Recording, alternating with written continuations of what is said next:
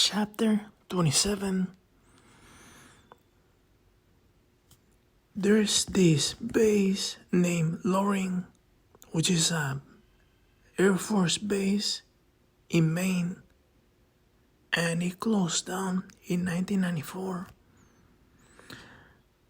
But before that, it was open for 40 years, and it was an important Air Force base. And after it was closed, it became an industrial commerce park.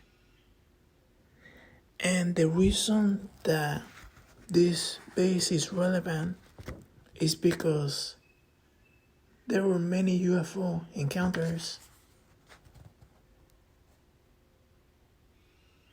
It had like a pattern of having many UFO encounters.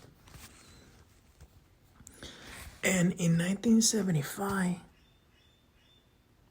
there was a UFO hovering in around the base, and multiple staff saw this UFO, and it was just hovering over the base, and at one point it just disappeared.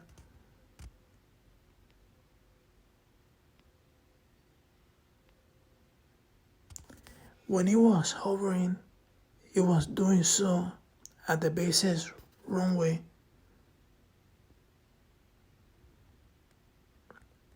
Like many personnel saw the craft, and they got into a truck and started driving towards the object. They got close to the object, and they noticed that it was hovering just 5 feet off the ground. And this incident got a lot of attention.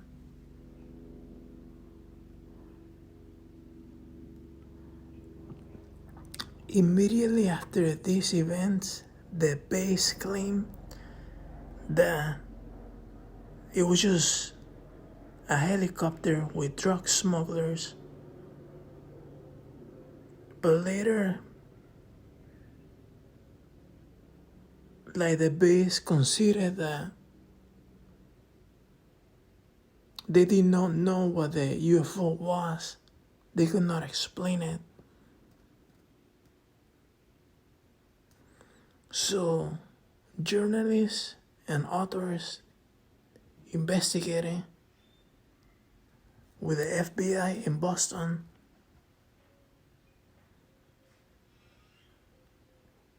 But the FBI said that they did not know who was responsible for it.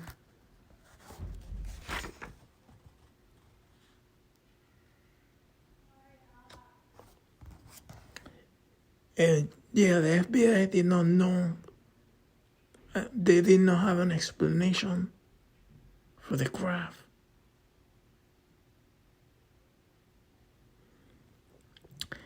And this happened in 1975, but there was another encounter in 1964. And this airman, it took him until 2012 to come forward because they told him, his superiors, not to speak about what he saw. So this encounter was that this airman saw a peculiar object that was hovering above the runway, just like the previous encounter. And this object was at the end of the runway. It was not very big, 25 to 30 feet wide and 10 feet tall. It had a trapezoidal shape, and it had no lights on it, and it was dark in color. The airman had a scope, and he used it to take a better look at it. And he noticed that A violet glow was coming from beneath it. He was about 300 feet away, 300 yards away from the object, and it was about 2 to 3 feet above the ground.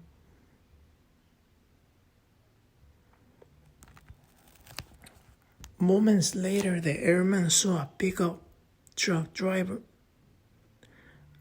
truck driving down the runway, heading toward the object.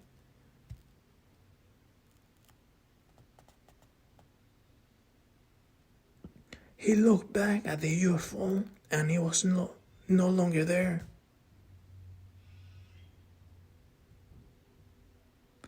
The airman started walking where the UFO was, and he saw another airman nearby and asked him if he saw the object.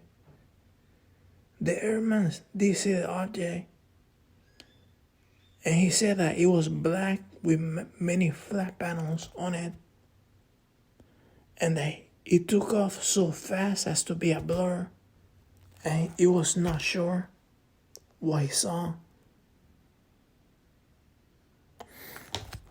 And there was another incident that was very interesting.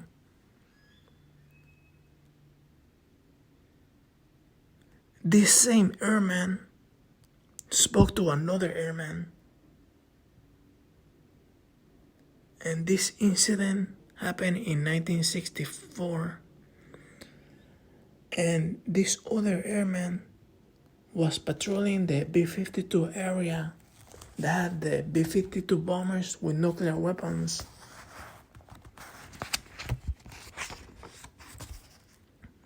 And he was placed on alert, and he needed to be ready at a moment's notice. The airman approached the area behind the bombers, and he saw shadow-like figures lurking by a snowbank.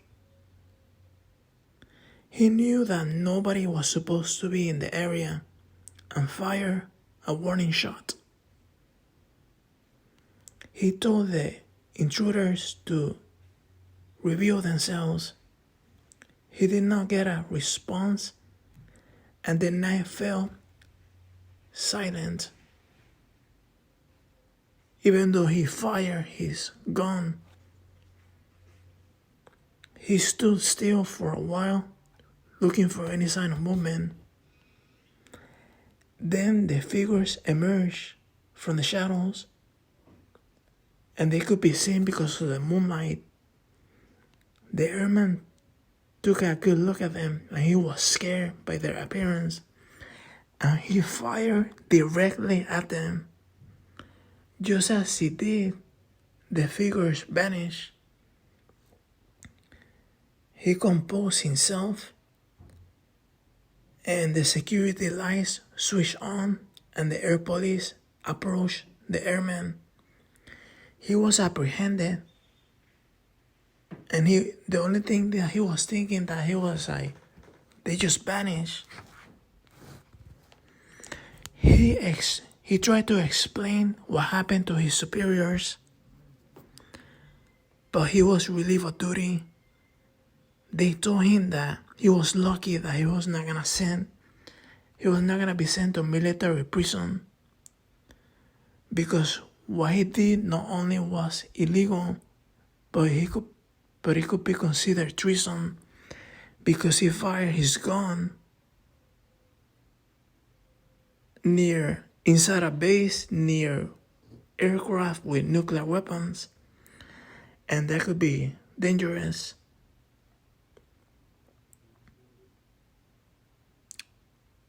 The original witness said that this airman was relieved of duty, and a lot of people was thinking that he was sleepwalking. And he was known as the guy who was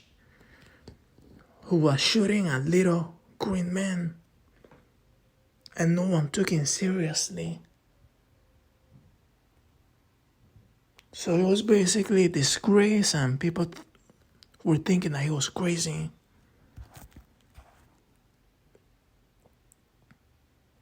Years later, the airman run into this airman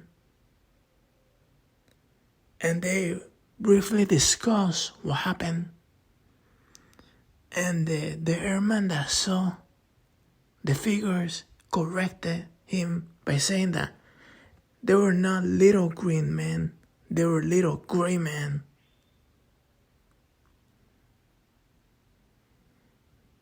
And many encounters like these ones have credible eyewitness testimony because these airmen are trained observers and are expected to act under pressure. These stories are anecdotal, but they're told by high-ranking military officials like colonels, commanders, and generals. And because the U.S. government has so much secrecy, this testimony is important